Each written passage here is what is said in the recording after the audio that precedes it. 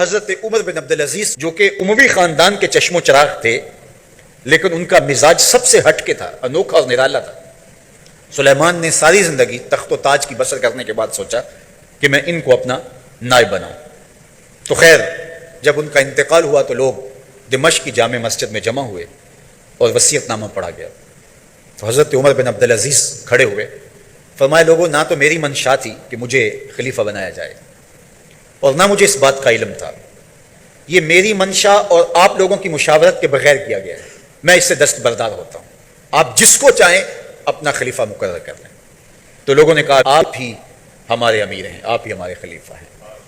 تو آپ نے فرمایا کہ جب تک اللہ کی اطاعت کرتا رہوں تب تک تمہارا خلیفہ رہوں گا۔ اور پھر آپ نے حکم نامہ جاری کیا کہ میری جتنی جائیداد ہے ساری بیت المال میں جمع کروائی جائے، اور جتنے بھی اموی شہزادے تھے ان کی جائیدادیں جو ان لوگوں کے ضبط کی ہوئی تھی سب کو بحق سرکار ضبط کرنے کا حکم نامہ جاری کیا۔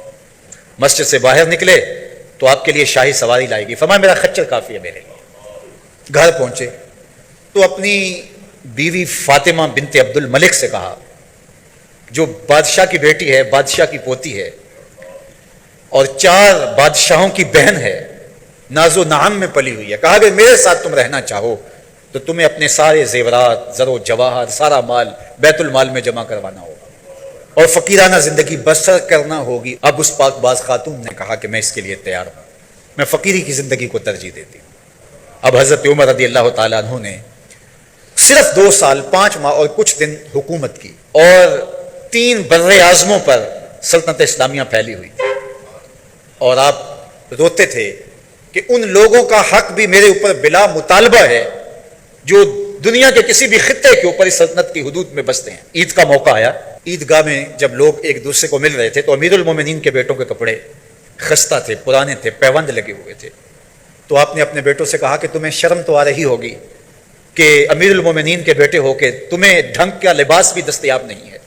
تو آپ کا ایک بیٹا عبد الملک بن عمر بن عبدالعزیز جو آپ کی زندگی میں انتقال کر گیا تھا، اس نے کہا ہمیں اس بات پہ فخر ہے کہ ہمارے باپ نے خیانت نہیں کی ہے، ہمارا باپ دیانتدار ہے۔ جب گھر آتے ہیں تو آپ کی بیٹیاں آپ کو عید مبارک کہتی ہیں، آپ سے ملتی ہیں، لیکن منہ پہ کپڑا دھرا ہوا ہے۔ تو حضرت عمر رضی اللہ تعالیٰ عنہ عمر بن عبدالعزیز بولتے ہیں کہ بیٹی آپ نے چہرے کے اوپر کپڑا کیوں رکھا ہوا ہے؟ تو وہ کہتی ہیں ہم نے کچے پیاز سے آج کھانا کھایا ہے تو اس لیے ہم نے کپڑا رکھا ہے کہ آپ اس کی سمیل محسوس نہ کریں۔ تو حضرت عمر بن عبدالعزیز رو پڑتے ہیں اور فرماتے ہیں کہ کس باپ کا جی نہیں چاہتا کہ میری اولاد آسودہ ہو، لیکن میں آخرت سے ڈرتا۔ حضرت عمر بن عبدالعزیز رضی اللہ تعالیٰ عنہ کے 2 سال 5 ماہ اور چند دنوں کے اندر ایسا عدل پھیلتا ہے کہ لوگ کہتے ہیں ہمیں لگتا تھا آسمان اور زمین کے درمیان ترازو گاڑ دیا گیا ہے، ہر شے پوری تولی جا رہی ہے، اور اتنی خوشحالی آتی ہے، اتنی خوشحالی آتی ہے، لوگ زکوٰۃ کے پیسے لے کے نکلتے ہیں، کوئی زکوٰۃ لینے والا نہیں ملتا۔ ایک علاقے کے لوگ حضرت عمر بن عبدالعزیز کو خط لکھتے ہیں کہ حضرت زکوٰۃ کا کیا کریں؟ فرمایا غریبوں کو دے۔ کہا کوئی غریب رہا ہی نہیں، تو کہا کہ اچھا آپ اس طرح کریں کہ جن کی شادیاں نہیں ہوئی ان کا مہر ادا کر کے شادیاں کروا دیں۔ تو وہ جواب میں لکھتا ہے یہ بھی ہو چکا۔ تو کہا لوگوں کو قرضہ دے دیں۔ کہا کسی کو قرضے کی ضرورت ہی نہیں ہے۔ تو پھر فرماتے ہیں اچھا غیر مسلموں کو قرضہ دیں تاکہ وہ کھیتی باڑی کر کے زراعت کے کام کو بڑھائیں۔ یہ عمر بن عبدالعزیز کا دور ہے۔ جب حالات بہت کٹھن ہو گئے مکہ المکرمہ کے اور اللہ کی طرف سے ہجرت کا حکم آنے والا تھا، تو حضرت ابو بکر رضی اللہ تعالی عنہ کو حضور نے کہا کہ اے ابو بکر تیار رہنا، امر الہی کہ آتے ہی ہم اس شہر کو چھوڑ دیں گے۔ اور پھر وہ وقت آیا کہ جب کفار نے حضور کے گھر کا محاصرہ کر لیا، آقا کریم علیہ السلام کو معاذ اللہ شہید کرنے کے ارادے سے ارد گرد جمع ہو گئے۔ آقا کریم علیہ السلام نے ہاتھ میں خاک پکڑی اور سورہ یاسین پڑھتے ہوئے ان کی آنکھوں میں جھونکتے ہوئے حضور گزر گئے اور انہیں پتہ بھی نہ چلا، اور وہ مکان کا محاصرہ کیے ساری رات کھڑے رہے۔ صبح بستر سے حضرت علی المرتضیٰ اٹھے، اللہ اکبر۔ تو آقا کریم علیہ السلام نکل گئے اور حضرت ابو بکر صدیق کے گھر تشریف لے گئے۔ اب دروازے کو دستک دینے لگے تو آواز آئی حضور میں حاضر ہوں۔ حضرت ابو بکر صدیق تیار کھڑے تھے، تو کہا ابو بکر تم تیار ہو؟ کہا حضور آپ نے کہا نہیں تھا کہ تیار رہنا، کبھی ہجرت کا حکم آ سکتا ہے تو میں تو اس دن سے ہی تیار رہتا ہوں کہ کب حضور آئیں اور جو فرمائیں میں وہی کروں۔ اور پھر وہاں سے لے کے حضور کو وہاں تک گئے اور جبل سور کی چوٹی پر وہ غار ہے، اللہ اکبر، اس غار میں جانے سے قبل حضور کو باہر بیٹھنے کا کہا، عرض کی حضور ذرا میں غار کے اندر کے ماحول کا جائزہ لے لوں۔ غار کے اندر اترے، پہلے اس کو صاف کیا غار کو، پھر دیکھا جگہ جگہ سوراخ تھے، تو اپنا امامہ پھاڑ کے قمیض اتار کے اس کے ٹکڑے کر کے ان سوراخوں میں کپڑا دے دیا دو سوراخ ایک روایت کے مطابق، اور ایک روایت کے مطابق ایک سوراخ بچ گیا، اس میں اپنی ایڑی رکھ دی اور پھر آواز دی جان عالم اندر تشریف لائیے۔ تو آقا کریم علیہ الصلوۃ والسلام غار میں چلے گئے تو سیدنا صدیق اکبر رضی اللہ تعالی عنہ نے اپنی گود میں آپ کا سر رکھا اور حضور لیٹ گئے۔ اللہ اکبر، کیا منظر ہوگا! صدیق اکبر نے حضور کو دیکھا اور جی بھر کے دیکھا، اور ایسا دیکھا کہ کوئی اور شریک بھی نہیں تھا۔ یہ واقعہ حضرت سیدنا عمر سے روایت ہے، کتب صحاح میں ہے، اور حضرت عمر رضی اللہ تعالی عنہ یہ بات بیان کرتے ہوئے رو پڑے، اور آپ کہا کرتے تھے کہ ابو بکر یہ غار والی نیکی مجھے دے دیں اور میری ساری زندگی کی نیکیاں لے لیں۔ اللہ اکبر۔ تو حضور علیہ الصلوۃ والسلام حضرت ابو بکر صدیق کی آغوش میں ہیں۔ اب ہوا کیا کہ سانپ نے جب ہر راستہ مسدود پایا تو خیر وہ اس راستے پہ پہنچا جہاں انسانی گوشت نظر آیا، تو سانپ نے پھر ڈنگ لگایا۔ سانپ کا ڈنگ اچانک، تو انسان تو کب کپا کے رہ جاتا ہے، اچانک تو چونٹی کاٹ جائے تو انسان کب کپا کے رہ جاتا ہے، چھپکلی گر جائے اچانک تو بندہ اپنے وجود کو جو ہے وہ متوازن نہیں رکھ پاتا، تو نیچے سے سانپ اور وہ ڈنگ لگا رہا ہے۔ لیکن لفظ سنیے، یہ حضرت عمر کی روایت ہے کہ حضرت سیدنا صدیق اکبر نے اپنی ٹانگ کو جنبش نہیں آنے دی، مخافت ان یتنبہ رسول اللہ، اس ڈر سے کہ کہیں حضور بیدار نہ ہو جائے۔ ساری توجہ ادھر رہی، بے اختیار آنکھوں سے آنسو ڈھلک پڑے، درد کی شدت اتنی تھی، اور آنسو گرے تو حضور کے رخسار پہ۔ آقا کریم بیدار ہو گئے۔ بیدار ہوتے ہی میرے حضور نے کہا مالک یا ابا بکر، ابو بکر کیا ہوا؟ تو یہ ہوتی ہے ہنگامی صورتحال۔ ہنگامی صورتحال میں کسی کو پکاریں یا کسی کو کوئی جواب دیں تو مروجہ آداب کی رعایت کے ساتھ جو لفظ بولے جاتے ہیں وہ طے کرنے پڑتے ہیں۔ اس مائک میں کرنٹ تھا تو میں قریب ہونے لگا تو آپ نے مجھے متنبہ کرنا تھا، تو میرے ساتھ آپ بہت پیار کرتے ہیں، بہت محبت کرتے ہیں، تو آپ نے اگر مجھے یہ بتانا ہو کہ اس میں کرنٹ ہے اور اگر آپ نے منہ قریب کر لیا تو آپ کو نقصان پہنچ سکتا ہے، تو میرے نام کے ساتھ 20 القاب لیں گے؟ آپ نہیں لیں گے، آپ جلدی جلدی جو ہے وہ مجھے کہیں گے جناب یہاں کرنٹ ہے تو میں یہیں سے رک جاؤں گا۔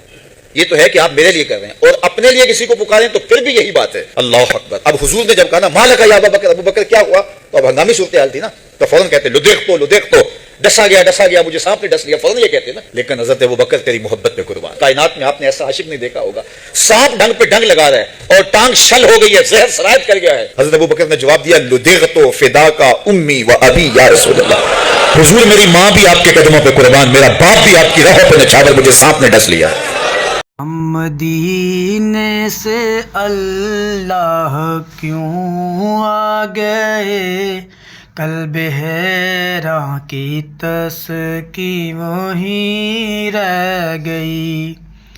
ہم مدینے سے اللہ کیوں آ گئے، قلب حیراں کی تسکی وہیں رہ گئی۔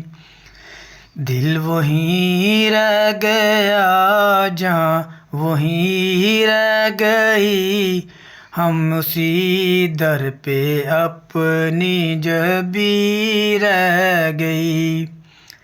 دل وہیں رہ گیا، جان وہیں رہ گئی، ہم اسی در پہ اپنی جبی رہ گئی۔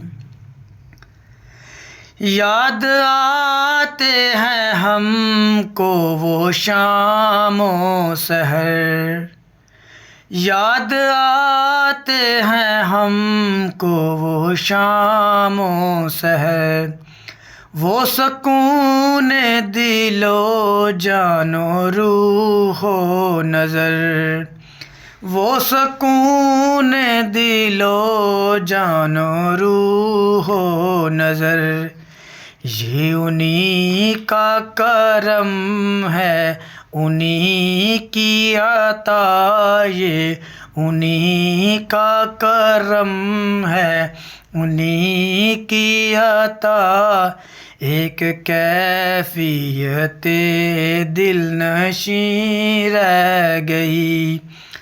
دل وہیں رہ گیا، جان وہیں رہ گئی، ہم اسی در پہ اپنی جبی رہ گئی۔